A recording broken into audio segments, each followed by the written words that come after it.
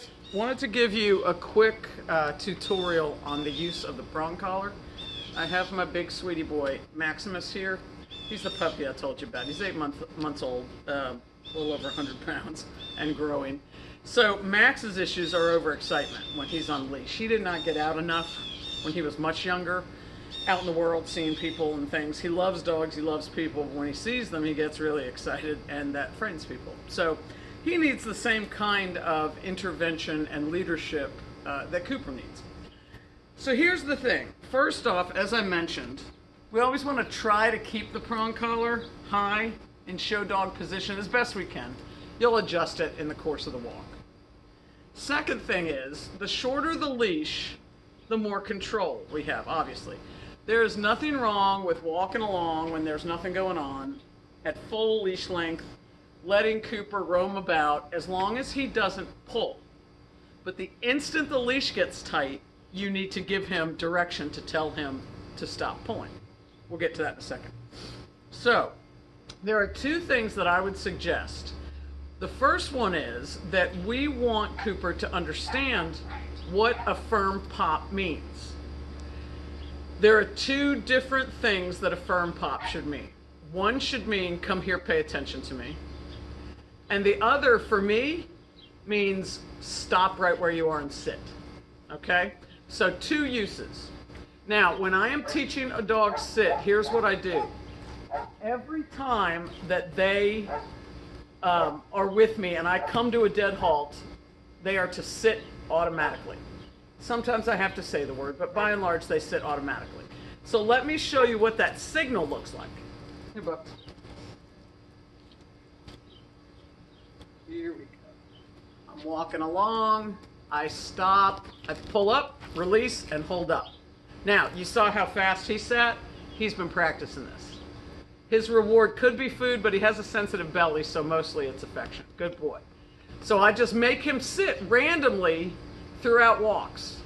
I'm doing all of this during the times that I don't need to be doing it. The teaching time, we want to do it when there isn't a distraction or excitement, right? So he sits every time I stop, and when I'm ready to move, I say, break. Good. Good boy. Good boy. Come here. So when you're teaching Cooper, here's what it's going to look like. Cooper, sit, release, pop. Sit. Yes. Good. So you'll say sit no more than twice, and if you need to, you'll touch his butt. But you are holding up on that second one, because when I first stop, I go pop, release, and then on the second one, I hold it up until he sits. So that pressure on the bottom of his neck is the signal to sit. You say the word no more than 2 times, and then you can push his butt to show. Be patient with him. But you give him the command, because I know he knows the sit command. You give him that command together with the signal. Okay, break.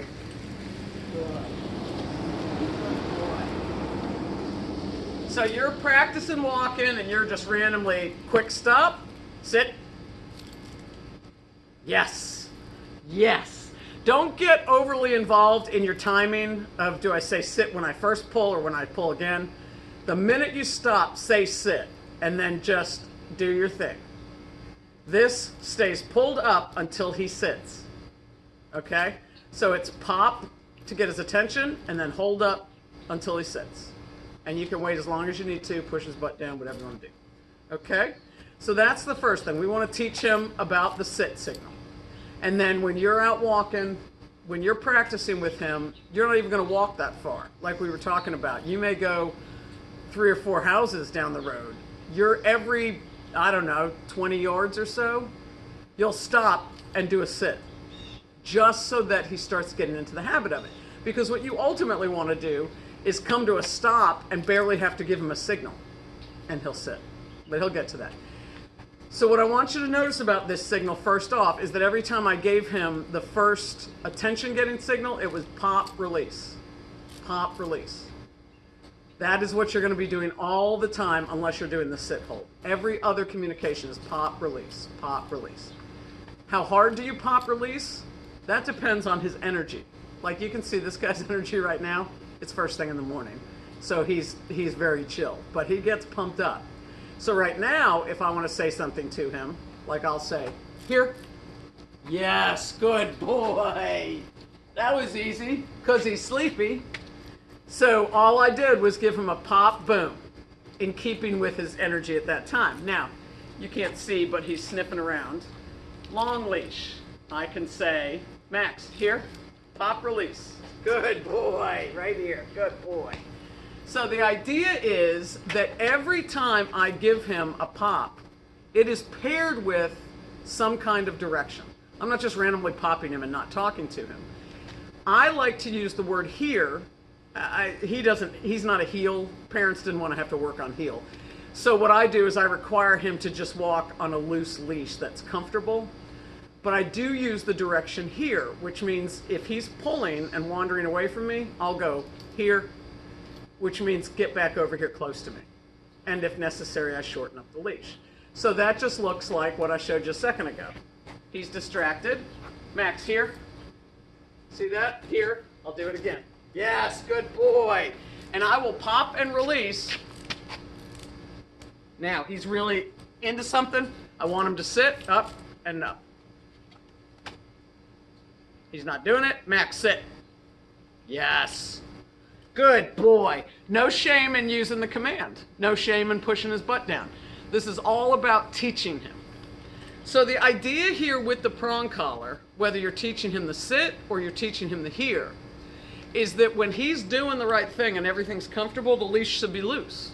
Whether you're holding it at 2 feet or holding it at 6 feet, it should be loose and comfy on you. The minute it starts to get tight is the time that you give him a pop release with a command, which for me is here. Now, come here, buddy. Good boy. So you can't really see, but he just sat down. Okay, now, a common question is, if I'm walking along and the leash gets tight, how do I give him a meaningful pop? Because it's so tight, now I'm in a tug of war with him. Good question. If the leash is tight, what I will do is throw my hands forward to make it loose, and then pop. Okay? So if you find yourself, there's a dog up there on the road, and all of a sudden he's pulling, do not start pulling backwards. Just step toward him as best you can, give him a quick pop, and head the other way, which I won't have an opportunity to do here. Okay, finally, how do we give the command, if you want to use the word here, how do we start teaching him that? And here's the best way. You have him on the leash, but you're going to shorten it up to about, 3 feet in length to start. When you're walking with him, you're going to do quick direction changes. And here's the key. I want you to hold the leash against your torso. If you need to occasionally slip here or slip there, whatever. If you need to use 2 hands, which I sometimes do with this guy, that's fine. But when you're doing this teaching, you want to keep your leash hand attached to your torso. The reason is that when we're teaching him the signal, we want it to be consistent. And if our arms are out here, especially with a big, strong dog, a lot of times they'll have different sensory experiences because our arms are flapping around. So this gives him a much more consistent signal. So let me show you. We start on a short leash, and then we'll eventually do a long leash pretty quickly after that. But I want to get him acclimated. Now, this guy's already acclimated, but... So here we go. Hand is going to be here. You might see me use 2 hands with him. All right. Max, here. Give him a pop. Max, here. Good. Max, here. So you can do a 180 or a 45 degree here. Good boy. And you're just giving him quick and sudden direction changes. You don't turn and look at him. You don't talk him through it. You just hard turn and march on. And it'll end up giving him a little bit of a pop surprise. Once he starts seeming to get that, like you'll notice that when I do it, Maximus sort of follows with me. He doesn't leave me. That's because he knows what's coming. He knows what's coming. That means he knows what the command is. So then we go full leash. Here we go. Max, here. Good. All right. So what you do is you let him out, wandering to full length leash. You let him forget about you. And then, here. Full length leash. Here. It's hard for me to do it with Max because he knows it. Good boy. Here. So Max is not going to be the best subject to teach on because he knows here really well. Max, here. Good boy. Here. Good, good. Max. Sit. So he was starting to get excited when I did that back and forth. Sometimes I forget he's a puppy. Good boy. But the idea is that you, hey, leave it. Good boy. The idea is, let me focus back on me now, that you can, sorry about that, big hand in your face. You can do the direction change, starting on a short lead with it right here, and then eventually extending to a long line, meaning the full leash. And what you want to do when he's on the full length of the leash is let him get out there and forget you're even there. And when he's sniffing and patrolling and doing whatever he's doing, you want to catch him off guard with a really quick direction change. And when you do the change, you just say, Cooper, here, and you keep walking. What you want when he turns around is for him to see your back, not you turning and discussing the situation with him, just your back. So then he wants to catch up. And as he's catching up, whether you're on the short leash or the long leash, when he catches up, praise, praise, praise. If you want to, you can do a treat reward, whatever. That can become a big handful. But so you get the idea. Every time you are giving him communication, it should be pop, release, pop, release. All right, text me or call me if you have any questions, and I'll text you about setting up a session, see if you want to do that. If you don't, if this video is enough, more power to you. Okay.